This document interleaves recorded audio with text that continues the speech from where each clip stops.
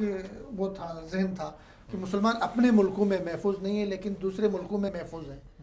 اب تو وہ بھی بات نہیں رہی. تو اب ایک اور نعرہ لگایا جا رہا ہے کہ مسلمان نہ تو اپنے ملکوں میں محفوظ ہیں نہ غیروں کے ملکوں میں محفوظ ہیں.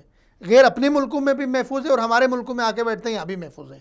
تو اس کو آپ کس نظر سے دیکھتے ہیں؟ اور دوسری بات کہ مسلمان غیر محفوظ ہیں دونوں جگہوں پہ، تو اس کے ذمہ دار ہم خود ہیں یا ہم اس کی ذمہ داری ان پہ ڈال دیں کہ جی نہیں آپ ہماری غیر محفوظ ذمہ دار ہیں؟ اس کے ذمہ دار جو ہیں وہ مسلمان خود ہیں. اچھا، تو کس طرح؟ یہ بالکل ٹھیک بات ہے کہ جب جس طرح کہ اللہ تعالیٰ نے بھی فرمایا قرآن پاک کے اندر کہ جب کوئی قوم اپنی حالت خود نہیں بدلتی تو پھر اللہ بھی ان کی حالت نہیں بدلے گا.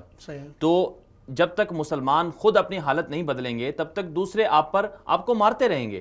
اب مثال کے طور پر اگر ہم افغانستان کی بات دیکھ لیں کہ افغانستان میں ٹھیک ہے وہاں کے عوام پر ظلم ہوا ہے، اب اس کی ذمہ دار افغان عوام نہیں ہے بلکہ مجموعی طور پر پوری دنیا کا وہ مسلمان جو کلمہ طیبہ پڑھتا ہے، جو کہتا ہے کہ میرا نبی ایک ہے، جو کہتا ہے کہ اللہ ایک ہے، جو کہتا ہے ہمارا حرمین شریفین مشترکہ ہیں، وہ سارے کے سارے ہر وہ مسلمان اس کا ذمہ دار ہے.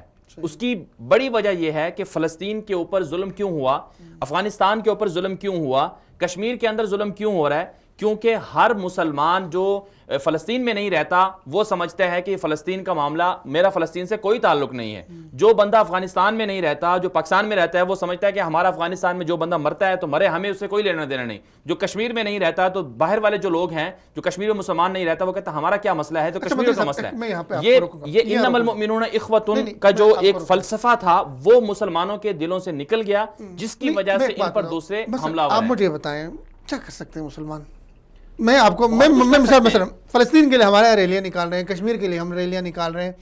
آپ مجھے بتائیں برما کا مسلمان، بنگلہ دیش کا مسلمان، پاکستان کا مسلمان کیا کر سکتا ہے فلسطین کے لیے، کشمیر کے لیے کیا کر سکتا ہے؟ بہت کچھ کر سکتے ہیں. دیکھیں یہ جو آپ کے حکمران بنتے ہیں، یہ حکمران کوئی خود سے تو نہیں آ جاتے، ان کو آپ ہی منتخب کرتے ہیں.